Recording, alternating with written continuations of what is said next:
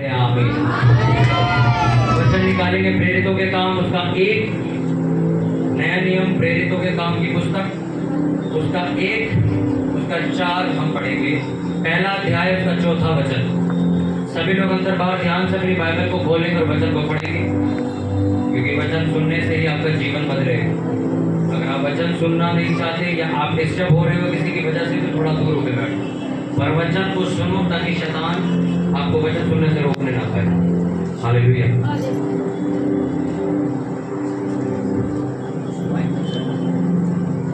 प्रेरितों के काम 1 उसका 4था वचन हम पढ़ेंगे।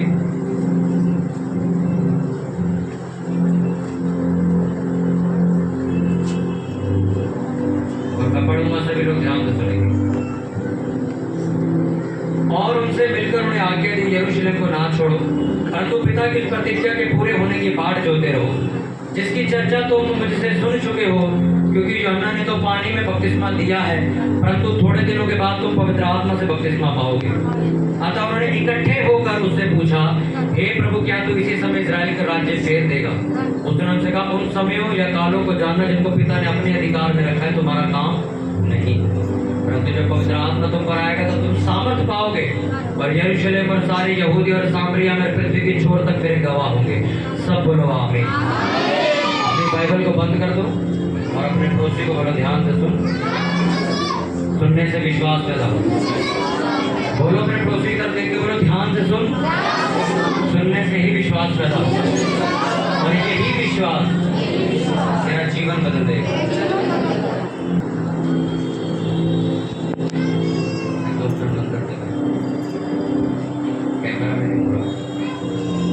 बाइबल में ऐसा लिखा कि प्रभु यीशु मसीह जब स्वर्ग जा रहे थे, जब उनको जीवित स्वर्ग पे उठाया गया, तो बाइबल ऐसा बताती है कि वो चेलों को ये बोल के गए थे, चेलों को वो ये बात बोल के गए थे कि तुम इकट्ठे रहना, इकट्ठा होना बंद मत करना, और यरूशलेम को मत छोड़ना जब तक तुम सामर्थ्य ना पाओ। हालेलुया। कितनों का बात समझ आ रही? तुम कितने समझदार हो ना, बच्चों को एक साथ बिठा के करो, बात मत करो। ऐसा भी होता है कभी।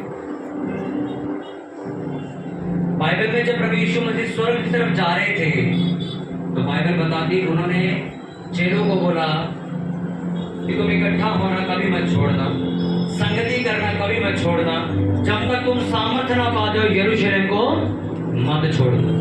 हालेलुया। जब आप आगे पढ़ते हो चेलों की पत्रियों के अंदर, तब भी आपको ये पढ़ने को मिलता है कि चेले एक दूसरे को बार बार ये बात बोलते हैं कि इकट्ठा, भाई छोड़ दे इसको यार, कोई छन छन करे, कि तुम इकट्ठा होना बंद मत करना, तुम इकट्ठा होना बंद मत करना। बाइबल इस बात को बार बार क्यों दोहरा रही है? इसका मतलब आपको मालूम, क्योंकि परमेश्वर इस बात को जानता है। मेरे मुंह पे मार देता, मुंह पे मारी होगी बात। हालेलुया। अपने पड़ोसी को बोलो, ध्यान से सुन। सुनने से विश्वास पैदा हो। क्या बोला यीशु मसीह ने जाते वक्त कि जब तक मैं ना हूं तब तक क्या करना? बिजनेस करना। क्या बोला कि जाके फंक्शन करना, शादी पार्टियों में जाना? उसने कहा तुम आत्मिक संगति करना बंद मत करना। क्या बोला? आत्मिक संगति करनी बंद मत करना। मैं आपको पिछले 2 मीटिंग से बता रहा हूं कि संगति आपके जीवन में कितनी जरूरी है। मैंने आपको बताया है कि शारीरिक व्यक्ति कभी शारीरिक और आत्मिक संगति में नहीं जाता। एक आत्मिक व्यक्ति कभी शारीरिक लोगों के बीच में नहीं जाता। उसका कारण क्या है? उसको मालूम है कि वचन क्या कहता है। कुरिन्थियों की किताब में लिखा है कि एक गलत संगति तुम्हारे अच्छे चरित्र को उजाड़ के रख देगी। कैसे हो सकता है कि आप एक आत्मिक संगति का हिस्सा नहीं हो, एक चर्च का हिस्सा नहीं हो, और आप ये कह रहे हो कि मेरे अंदर से गंदगी चली जाए, मेरे ऊपर शैतान अटैक करना बंद कर दे? बाइबल में लिखा, जिन लोगों के साथ तुम बैठते हो, जिन लोगों के साथ तुम खाते हो, उठते हो, सुनते हो, घूमते हो, वैसे ही तुम लोग बनते चले जाते हो।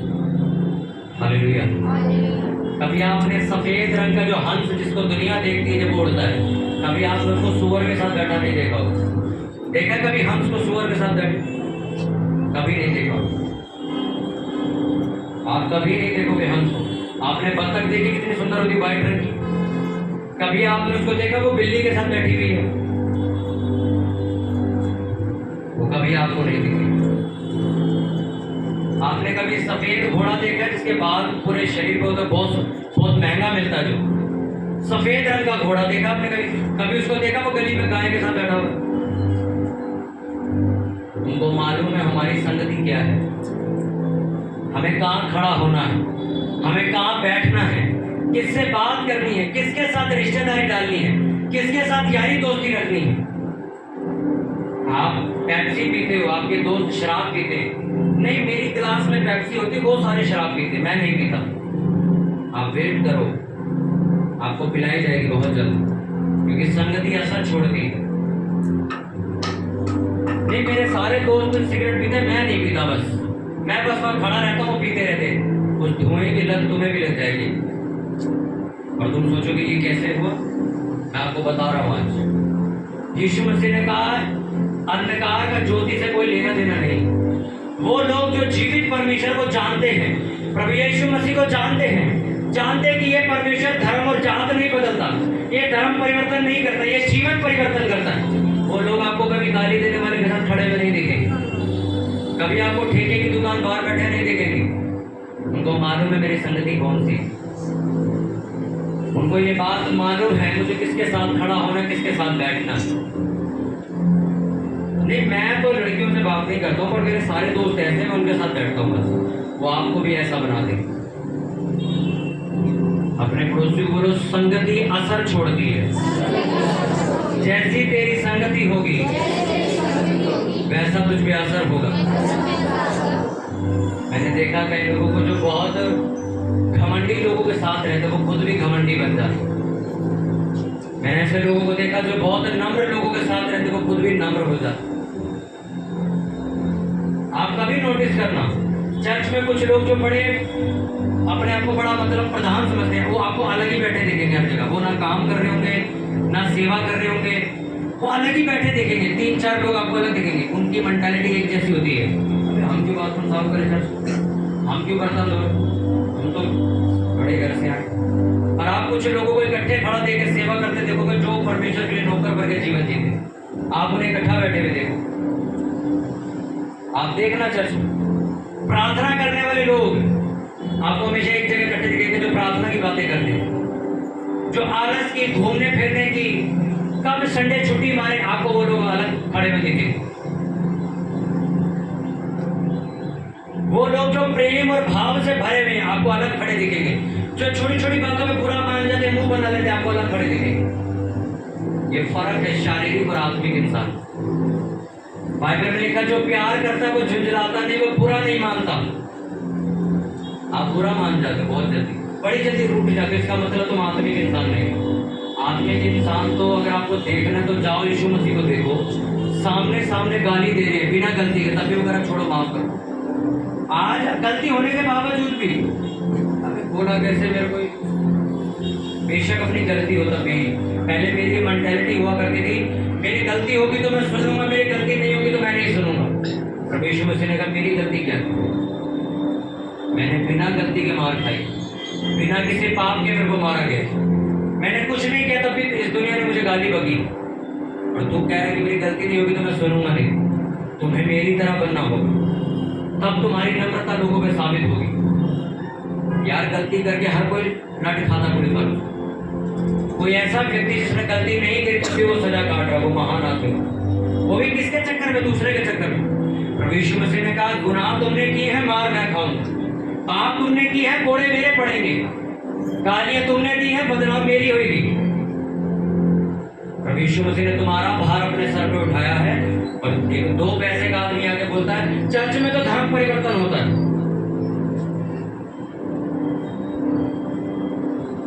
जहां सफेद घोड़े का बाग होता है ना, जहां सफेद घोड़े का बाग होता है, वहां पे जो जानवर जो गंदे गंदे से होते वहां जाते नहीं, वो बल्कि इल्जाम लगाते हैं घोड़ा घमंडी है। घोड़ा घमंडी नहीं है, लोग अपनी गंदगी में खुश हैं, वो साफ बगीचे में जाना नहीं चाहते। चर्च में कोई धर्म परिवर्तन नहीं होता, कोई पैसे नहीं बढ़ते। अरे अगर आप सबको 2-2 लाख रुपए बांटे नहीं, हिसाब लगा लो, तुम 1 करोड़ से ऊपर हो गए साहब। यहाँ पे मैं 50 रुपए इसी में लगवा लूंगा, तुम्हें पैसे बांटने के लिए पड़े मेरे पास। मेरे को मेरा दोस्त कहता तू चर्च आता देख के तू तो नॉनवेज खाता है। मैं कहा मैं नहीं खाता था, तब से ही खा रहा हूँ, आज से नहीं खा रहा हूँ। पर तू ये बात क्यों नहीं करता कि यार तू पहले गंदी गालियां देता था, अब नहीं देता।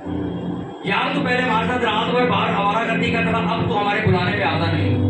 पहले तू यार ये गलत काम करता, अब इस बारे में तुम लोग बात नहीं करो। और तुम बात करोगे कि अच्छा चर्च जाने लग गया।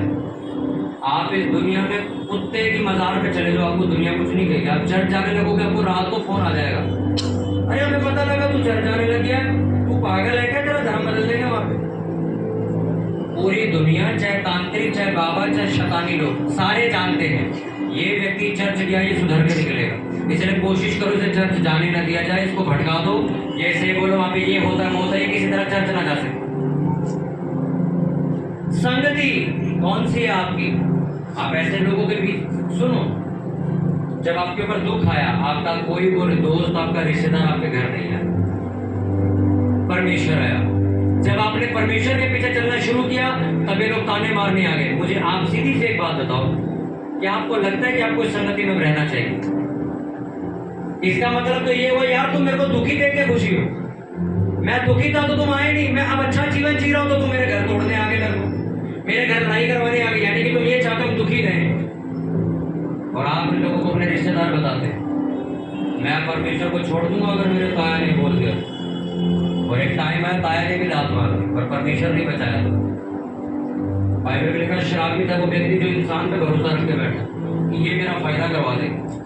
कोई फायदा नहीं होगा, फायदा सिर्फ एक ही करवा सकता है, वो परमेश्वर है जिसने इस आसमान और धरती को बनाया।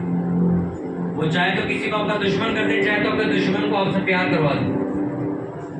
कितनों को बात समझ आ रही? प्रभु यीशु मसीह ने कहा जाने से पहले इकट्ठे होने बंद मत करना। ये जो आप इस टाइम बैठे हुए हो चारों तरफ, यही बोला यीशु मसीह ने, ये इकट्ठे होना बंद मत करना। आज तो फिर हफ्ते में सिर्फ 2 दिन चर्च लगती है, और उस वक्त रोज वो लोग इकट्ठा होते थे। पूरे बाइबल में लिखा रोज संगति होती थी, रोज चेले इकट्ठे होते थे, रोज गीत गाए जाते थे, रोज प्रार्थना होती थी। इसीलिए जितने लोग गरीब थे वो गरीबी से बाहर आ गए थे, और परमेश्वर उनकी गरीबी खत्म कर दी थी। और जो चेले मछुआरे थे, मछली पकड़ने का छोटा सा काम करते थे, लिखा उनमें से कोई भी दरिद्र यानी कि गरीब नहीं था। कितनों को बात समझ आ रही है? आपको शादी में जाना हो, आप 5 घंटे निकाल लेते। आपको संडे चर्च जाना हो, आप सोच में पड़ जाते हो। मामा के बेटे की शादी है, बारिश आए चाहे लू चले, हम तो जाएंगे शादी में, पर 4 दिन रुक के भी आएंगे। और संडे वाले दिन अगर बारिश हो जाए, मम्मी देख लो चर्च जाने नहीं जाना, बारिश बहुत हो रही है आज। ये चीजें आप साबित करती कि अब शारीरिक हो कि आत्मिक हो। एक आत्मिक व्यक्ति चर्च आके खुश होता है, वो तड़पता है घर बैठ के कि कब वीरवार आए, कब संडे में चर्च जाऊं, संगति करूं। एक शारीरिक व्यक्ति खुश होता है लोगों की संगति करके, कब मेरे दोस्त आएंगे मेरे घर, कब मैं मेहमान बन के किसी के घर जाऊंगा, मेरे रिश्तेदार कब मेरे घर आएंगे। मैं सारी चीजें देख के यहाँ तक आया।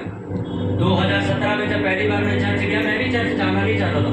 मैं खुद भी यीशु मसीह को गाली देने वाला इंसान, और जब मैं चर्च गया, जब मैं खुद ठीक हो गया, उस दिन से लेकर आज तक मैंने परमेश्वर की संगति नहीं छोड़ी, और आज तक सेवा कर रहा हूँ। और मैंने ऐसे ऐसे लोग भी देखे जिन्होंने अपनी आंखों से चमत्कार देखे, चमत्कार देख के वापस नहीं आए, छोड़ दिए यीशु मसीह। आपको ढूंढना होगा कि आपके जीवन में ऐसा कौन सा व्यक्ति है जो आपको गलत रास्ते पर लेके जा रहा है। मैं आपको सच कहता हूं, संडे वाले दिन जो मेहमान जिंदगी में तुम्हारे घर नहीं आए, वो संडे वाले दिन तुम्हारे घर आए, और तुम सोचोगे अरे वाह, अरे मेरे मामा तो यार 5 साल बाद आए, आज तो मैं संडे चर्च नहीं जाऊं। आपको बेवकूफ बनाया गया। शैतान ने तुम्हारे घर 2 मेहमान भेज के तुम्हें चर्च जाने से रोका। आपको मालूम कोला गर्म कब रहता है? बताओ कब कोला गर्म रहता है? तंदूर देखा कभी? देखा कि नहीं देखा? कितनों ने देखा? देखा रोटी बनती है उसके अंदर, देखा उसके अंदर कोयले डलते हैं नीचे। अच्छा, उनमें से एक कोयला निकाल के बाहर रख दो, बाकी को अंदर ही पड़ा रहता है। कौन सा कोयला गर्म रहेगा? जो जो तंदूर के कौन सा कोयला ठंडा रहेगा? अच्छा, एक तो ये विश्वास ही होता है, या तो चर्च जाता ही नहीं, ठंडा ही पड़ा हुआ चर्च जाता ही नहीं है। तंदूर एक समझ लो चर्च है। आपको मालूम, शैतान उन लोगों को ढूंढता है जो अकेले रहते, अकेले रहते। शैतान को मालूम है ना ये चर्च जाता है, ना ये प्रेयर करता है, ना इसकी संगति है किसी के साथ, इसको पकड़ दो, इसको फोन में गिराओ, इसको इंटरनेट में, इसको फेसबुक का एडिक्ट कर दो, इसको नशे में ले जाओ, इसको लड़कीबाजी में ले जाओ। ये अकेला, इसके पीछे कोई प्रेयर करने वाला नहीं। पर एक विश्वासी जिसके पीछे पूरी चर्च प्रेयर कर रही है, एक पास्टर प्रेयर कर रहा है, वो खुद संगति में जाता है। शैतान उसको छूने से डरता है, क्योंकि बात याद रखो, ठंडे पतीले के ऊपर मक्खी बैठती, गर्म पतीले के ऊपर मक्खी नहीं बैठती। अब दूसरे तरीका विश्वासी बताता हूँ। एक कोयला आपने तंदूर में डाला, गर्म हो गया, बाहर निकाल कर ठंडा हो गया, फिर निकाला, फिर अंदर रख दिया, फिर गर्म हो गया, फिर निकाल के फिर बाहर, फिर ठंडा हो गया। ये कौन सा विश्वासी? ये वो विश्वासी है 2 संडे आता है फिर छुट्टी मार लेता, फिर 3 मीटिंग अटेंड करता है, फिर 1 महीना गायब हो जाता है, फिर चर्च आता रहता, आता है, एक दिन फिर चर्च जाना बंद कर देता। ये वो विश्वासी है, कभी गर्म होता है, कभी क्या बोला, या तो तुम गर्म हो जाओ या ठंडे हो जाओ। ये गुनगुने हो तो मैं उगल दूंगा तुम्हें। आपको मालूम है, आप सर्दियों में गर्म पानी पी सकते हो, गर्मियों में ठंडा पी सकते हो।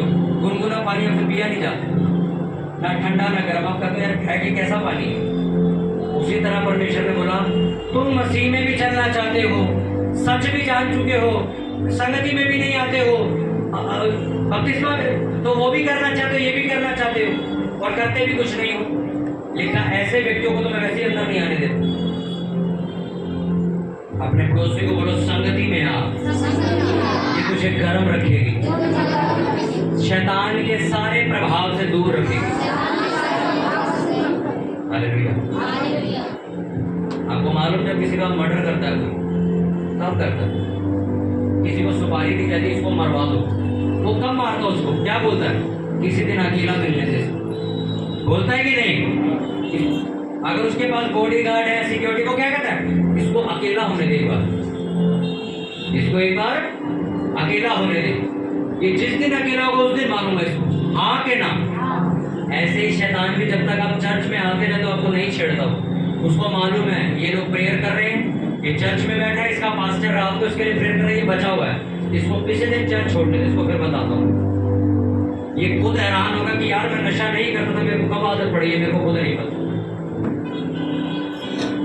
जब आप अकेले हो जाते, अकेले, कब चोरी होती है? घर में, घर अकेला पड़ा हो, कोई नहीं है घर में, चोरी हो जाती है। किसी ने सुपारी ली, मार नहीं हो, कहता इसको, अरे आज नहीं, आज ये किसी, आज ये 2 लोगों के साथ, इसको कल अकेला निकल जाते, फिर बताएंगे इसको। शैतान अकेले मसीहों को ढूंढता है मारने को। कैसी संगति है आपकी, आपके ऊपर वैसे ही प्रभाव होगा। जो ज्यादा बकलोल करते हैं, मैं उनके साथ नहीं बैठता कभी भी, ना वो मेरे घर आते।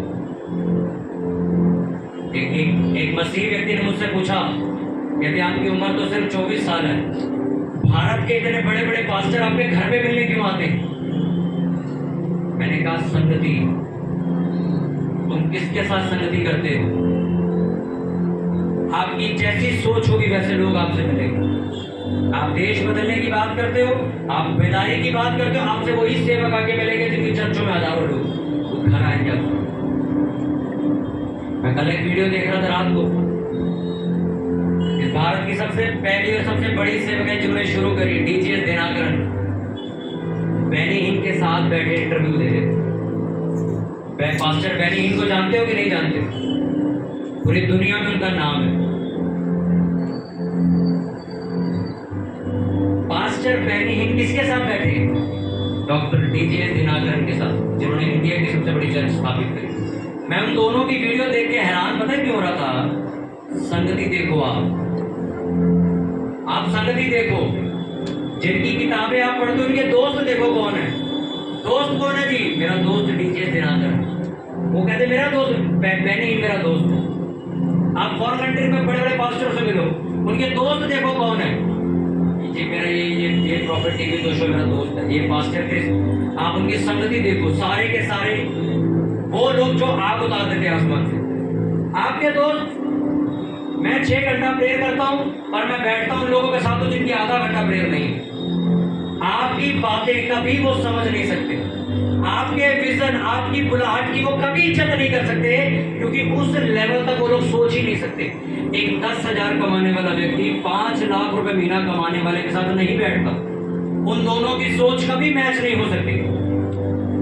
एक व्यक्ति जो 5 लाख रुपए महीने का कमाता है वो 10,000 कमाने वाले के साथ कभी आपको बैठा नहीं दिखेगा, क्योंकि उसको मालूम है मेरी बातें इसकी औकात से बाहर चली जाएंगी, मैं जो बातें करूंगा ये विश्वास ही नहीं करेगा। मैंने भी नहीं किया था एक बार। मैं जब नया नया कमाने निकला तो मैं रियल एस्टेट में काम करता था, जहाँ पे लग्जरी अपार्टमेंट बिकते, 10-10 करोड़ का एक घर बिकता है। तो लोग भी वही आते जो 100 करोड़ कमाते, वो तो 10 करोड़ का मकान खरीदेगा।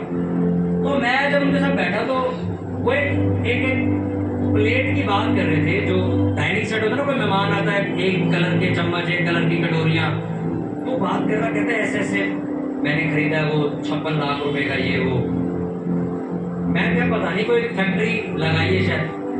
तो मैं लड़के से पूछा, मैंने कहा यार इनका काम तो कुछ और है। कहता नहीं भाई काम नहीं, वो कह रहे कि 55 लाख रुपए की कटोरी प्लेट खरीदी खाना खाने की। मैंने कहा पागल, 55 लाख की कौन सी प्लेट आती है? मैंने विश्वास नहीं किया, वो मुझे दिखा के लाया। मैं हकीकत में देख के 55 लाख रुपए का डाइनिंग सेट था, उसे रोटी खाने की, कांच का, तोड़ दो टूट जाएगा, और उसने 55 लाख रुपए खर्चे थे उसके ऊपर, सिर्फ कि मेरे घर को आए तो मैं रोटी इसमें खिलाऊं। मैं भी विश्वास नहीं करता था, क्यों? हमने ये चीजें देखी नहीं।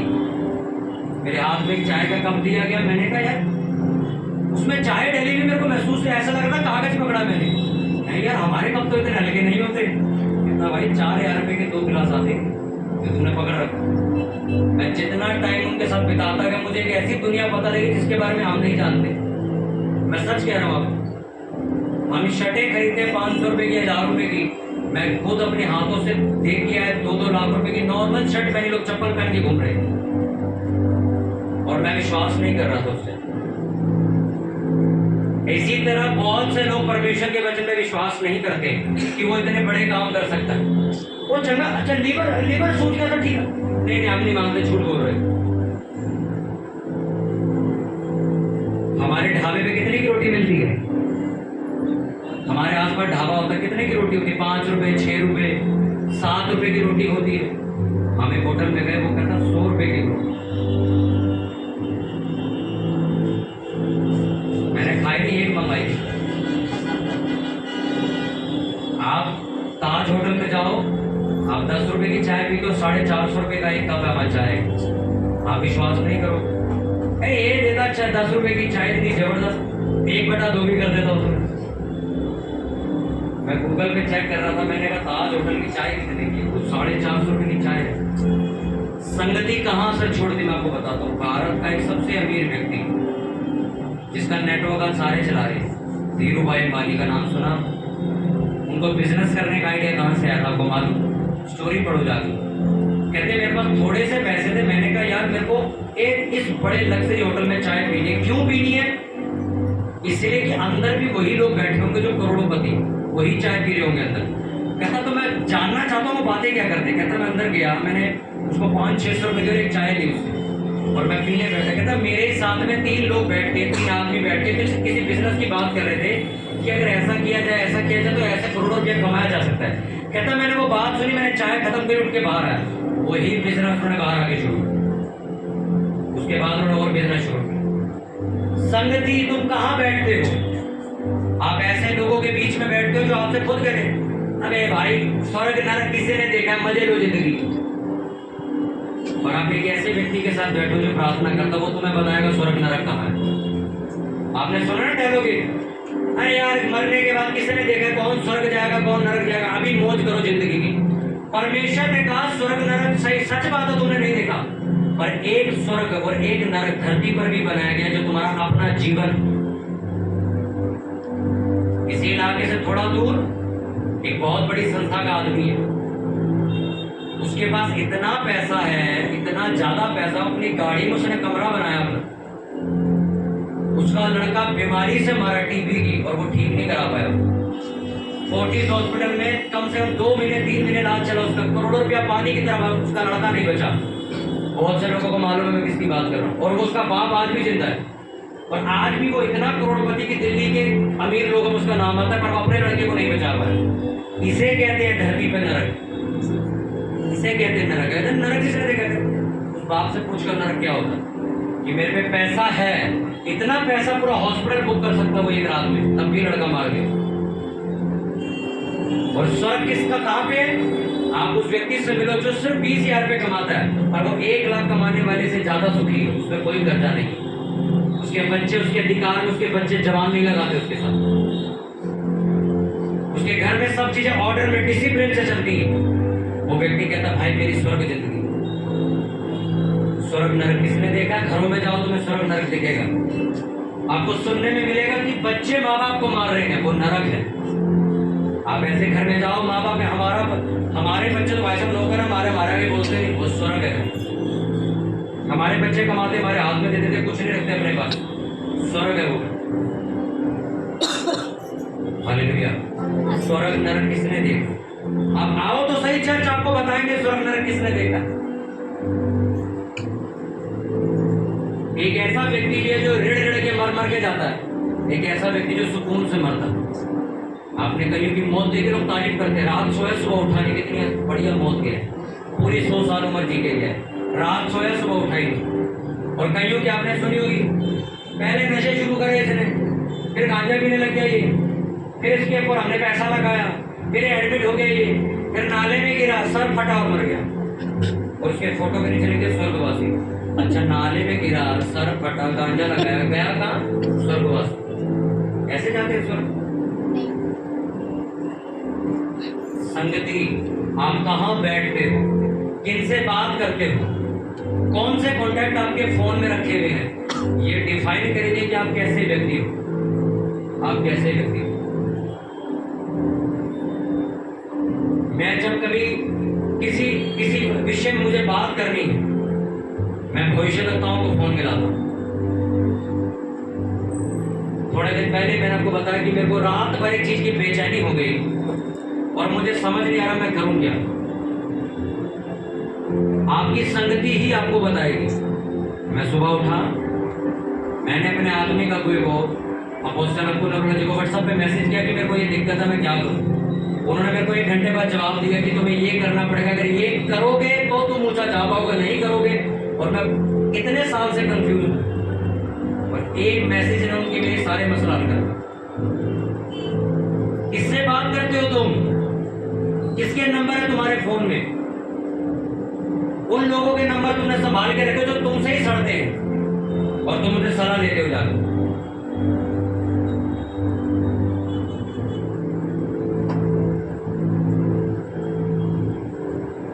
जो व्यक्ति 10,000 रुपए कमाता है वो 10,000 वाले से ही सलाह लेगा। जो 1 करोड़ कमाता है वो 1 करोड़ वाले से सलाह लेगा। आपकी संगतियां डिफाइन करेंगी आप कितना ऊंचा जाओगे। 2 तरीके के मसीह मैंने बताए, एक जो तंदूर के अंदर यानी कि गर्म है, चर्च में है, संगति में है, फेलोशिप में है, एसोसिएशन संगठन बने हुए हैं। एक वो लोग हैं चर्च आए चले गए छुट्टी, फिर चले गए, फिर छुट्टी, फिर चर्च में फिर 2 महीने छुट्टी। शैतान की नजर में तुम एक मजाक हो मालूम, वो तुमसे डरता नहीं। आप कौन से कोयले को हाथ लगाने से डरोगे बताओ? गर्म कि ठंडे को? गर्म कोयले को हाथ लगाने से डरते ना? नहीं, ठंडे वाले को उठा के पैर से मार दो। वो लोग जो संगति, ऐसी संगति का जो तुम्हें सामर्थ्य में बढ़ा रही है, अगर ऐसी संगति में आप नहीं हो तो शैतान आपसे रत्ती भर नहीं डरता। अगर आप ऐसे मसीह हो, कभी ठंडे कभी गर्म, कभी बहुत प्रेयर कर रहे हो, कभी 4 दिन प्रेयर ही नहीं करी, एक अगुवा होने के नाते मुझे हर वक्त गर्म रहने की जरूरत है। आत्मा, मुझे मालूम है मुझे सुबह प्रचार करना है, रात 10 बजे बैठेंगे, सुबह 6 बजे चिड़िया की आवाज आएगी तो प्रेयर खत्म होगी। इसीलिए ये आधा घंटा प्रचार करने की। और ऐसे भी आपको अगुए मिलेंगे जो सारी रात मस्ती मार रहे हैं, फोन चला रहे हैं, फैमिली के साथ टाइम स्पेंड कर रहे हैं और सुबह के प्रचार कर रहे हैं, कहते हैं कोई काम नहीं हो रहा चर्च में। परमेश्वर का राज्य बातों में नहीं है, किस में है? सामर्थ्य में। तुम्हारे पास सामर्थ्य नहीं है, काम नहीं हो सकता। तुम्हारे पास सामर्थ्य है, काम होगा। तुम नहीं चाहोगे तब भी होगा। 2018 में मैंने बात सीख ली, बिना प्रार्थना के कोई मैं काम नहीं कर सकता चर्च में। अगर आपकी प्रेयर टॉप पे होगी, तुम प्रचार करोगे, लोगों के हृदय फट जाएंगे। मैं कहता हूं जो लोग अन्य जाति हैं, तुम्हारे पास अगर तुमने घंटों बिताए हैं प्रेयर में, सामर्थ्य में, वो अन्य जाति आदमी भी चौकड़ी मार के बैठ जाएगा सुनने के लिए तुम्हें कि 15 मिनट आप शोर मत बजाना भाई, सुनने दो। और अगर तुम पे सामर्थ्य ही नहीं तो मसीही भी तुम्हारा प्रचार नहीं करूंगा, वो भी बोर हो जाएगा। कौन सी संगति में जाओगे? वो जो तुम्हें खुश करती है या तुम्हें डांटती है? वो संगति जो तुम्हें उन्नति देती है या तुम्हें घटाती है? वो संगति जो तुम्हें निरुत्साह करती है या उत्साहित करती है? तुम किन लोगों के साथ बैठते हो, किन लोगों के साथ खाते हो, किन लोगों के कॉन्टैक्ट नंबर तुम्हारे पास है, तुम्हें आज से नजर रखनी होगी। बाइबल में लिखा कुछ अच्छे लोग परमेश्वर अपनी ओर से तुम्हारे जीवन में भेजता है, जिनके आने के बाद तुम कहते हो यार ये बंदा डिवाइन हेल्पर बन के मेरे पास है, जब से ये मेरी जिंदगी में आया है मेरी जिंदगी की काया पलट हो गई। कुछ लोग ऐसे तुम कहते हैं जब से ये आदमी मेरे को फोन कर रहा है तब से यार मैं नीचे ही नीचे जा रहा हूँ, कर्जे में कर्जा जा रहा है जब से। कुछ लोग शैतान भेजते, कुछ लोगों को परमेश्वर भेजता है। अगर आप प्रार्थना करने वाले व्यक्ति नहीं हो, कौन आपकी जिंदगी में अच्छा और कौन आपकी जिंदगी में बुरा आप कभी नहीं सोच पाओगे। आपकी बहन दो आंसुएं बहा के आपके सामने आएगी और तुम्हें कहेगी भाई ठीक है तूने बपतिस्मा लिया पर राखी बंधवा, और तुम उसके दो आंसू देकर राखी बंधवाने बैठ जाओगे। तो तुम कभी नहीं बोलोगे उसको नहीं मैं प्रभु यीशु मसीह को मानता हूँ, तुम मेरे घर आओ, मिठाई लाओ, तुम आओ मिलो जो मर्जी करो, पर मैं ये सब नहीं कर सकता, मैं अपने वचन को तोड़ के बाहर नहीं जा सकता। क्योंकि बाइबल में लिखा तुम्हारी बलियां देने से तुम्हारा भला नहीं होगा, मेरी आज्ञाओं पे चलने से तुम्हारा भला होगा। आपको ऐसा लगता है मैं दशवान देता हूं, मैं बीज बोता हूं, पर घर जाके सांसारिक रीति रिवाज भी बनाता हूं। मुझे 6 साल हो गए किसी रिश्तेदार के फंक्शन में गए, मुझे 6 साल हो गए किसी की शादी अटेंड करे, 6 साल से ज्यादा हो चुके हैं मुझे। किसी बर्थडे पार्टी में, किसी शादी में, किसी फंक्शन में मैं नहीं जाता। मुझे मालूम है मेरी संगति यहोवा के साथ है। हाँ मैं तुमसे नफरत नहीं करता हूँ, मैं तुम्हें प्रचार करूंगा, पर मैं तुम्हारे साथ बैठ के तुम्हारे साथ रिश्तेदारी में डालूंगा मैं नहीं कर सकता। क्योंकि मुझे मालूम है जो बात मैं करूंगा वो तुम सुनना नहीं चाहते, और जो तुम्हारे पास बातें वो मेरे किसी काम की नहीं। और एक मसीह व्यक्ति हर चौथे दिन रिश्तेदार के घर, इसके घर, उसके घर इज्जत का कबाड़ा करके फिर कहते हैं लोग मेरी इज्जत को नहीं करते। पवित्रताई का मतलब ये नहीं है कि आप सिर्फ गंदी पिछड़े नहीं देख रहे हो, पवित्रताई का मतलब है अलग जीना लोगों से। जहां आपको लगता है कि यहाँ पे गाली करो चाहता होता है हट जाओ वहां से। आपको लगता है कि व्यक्ति जब मिलता तब बिना गाली के बात नहीं करता, उससे बात करनी बंद कर दो थोड़ी। अगर आज आप तैयार हो अपनी संगति बदलने के लिए, 2017 में मेरी संगति बदली। मैं लड़कों के साथ सारी रात घूमता था, पर एक टाइम आया जब मैं चर्च जाने लगा तो मैं सारी रात चर्च में बिताने लगा, और उसी चर्च की संगति ने आज मुझे यहाँ खड़ा किया। और आज मेरा ये विश्वास है कि अगर आज आप प्रार्थना में बैठ के ये बोल के जाओगे कि प्रभु वो व्यक्ति जो मेरे जीवन में तेरी ओर से निकल जाए, भले ही वो मेरा अपना आदमी हो, मैं आपको सच कह रहा हूं, उसने कहा मैं तेरे विरोधियों के सामने तेरी मेज बिछाऊंगा। मैंने कहा, उसने कहा मैं तुम्हारे विरोधियों के सामने तुम्हारी मेज बिछाएगा यीशु मसीह के नाम में। तुम्हें वो ऊंचा करेगा, नीचे नहीं करेगा यीशु मसीह के नाम में। उसने कहा मैं तुम्हें पत्थर बनाऊंगा, फूल से नहीं बनाऊंगा। उसने कहा इस दुनिया में तुम्हें बदनाम किया, मैं तुम्हारा नाम करूंगा यीशु मसीह के नाम में। ऊंची आवाज में हालेलुया। अपने हाथों को उठाओ, ऊंची आवाज में प्रार्थना करो मेरे साथ।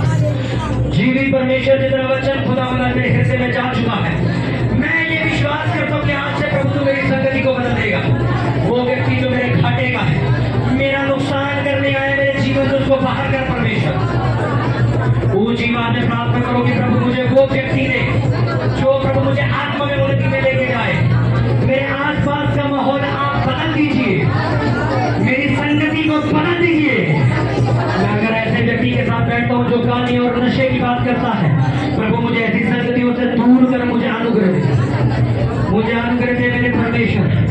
ऊंची ऊंची आवाज में पूरी चर्च अपनी आंखों को बंद करके प्रार्थना करके मुझे प्रभु आत्मिक संगति दे।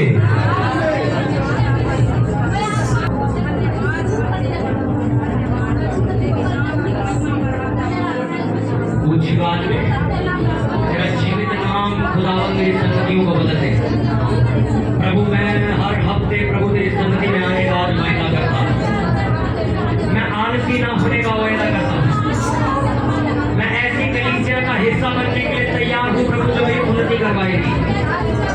मेरे परमेश्वर में ठंडा गर्म रहने को तैयार है। मुझे आत्मा में गर्म कर प्रभु, मुझसे बात कर परमेश्वर, मेरी संगति को बदल दे परमेश्वर। ऊंची ऊंची आवाज में